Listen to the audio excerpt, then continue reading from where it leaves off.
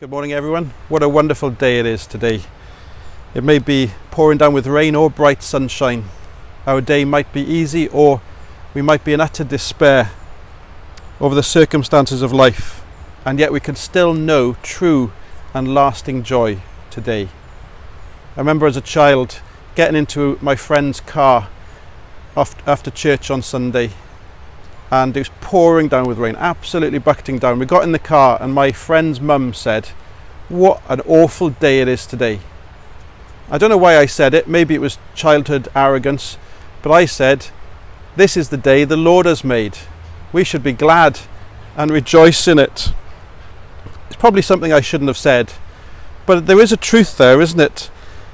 That even on the rainiest days, even on the most difficult days, even the ones that may contain suffering and death, it is possible for us as Christians to know true joy today. Every day is made by the Lord, even the rainy ones. This is what Psalm 118 says when it quotes that verse. This is what it's all about.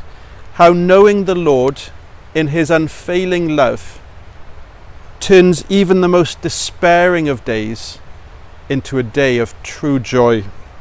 To know how that can be practically true in our day to day, no matter what events or circumstances may come our way, the psalmist turns us to the most joy-filled yet despairing of days. This is what he says in verses 22 to 24.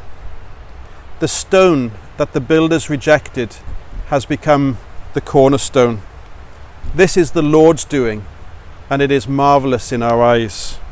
This is the day that the Lord has made. Let us rejoice and be glad in it.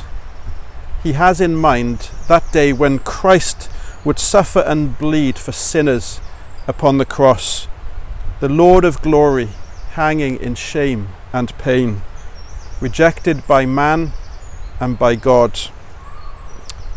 Yet what was he doing upon that cross?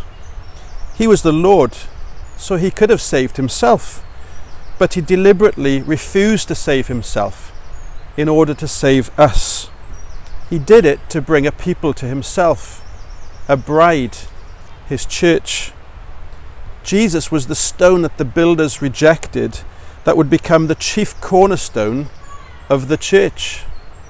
As 1 Peter 2 would later put it, as you come to him, a living stone, rejected by man, but in the sight of God, chosen and precious, you yourselves, like living stones, are being built up into a spiritual house, to be a holy priesthood, and to offer spiritual sacrifices acceptable to God through Jesus Christ.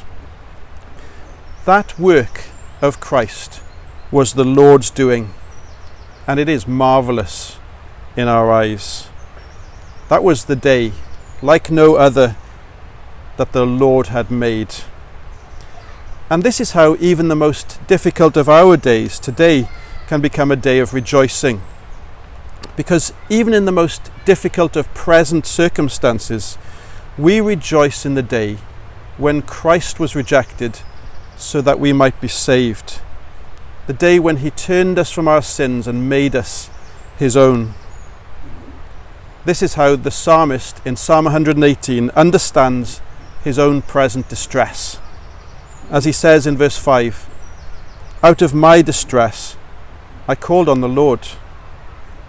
Or verse 8, "It is better to take refuge in the Lord than to trust in man." In the worst of days, he took refuge in the best of days, when Christ paid the ultimate sacrifice for him.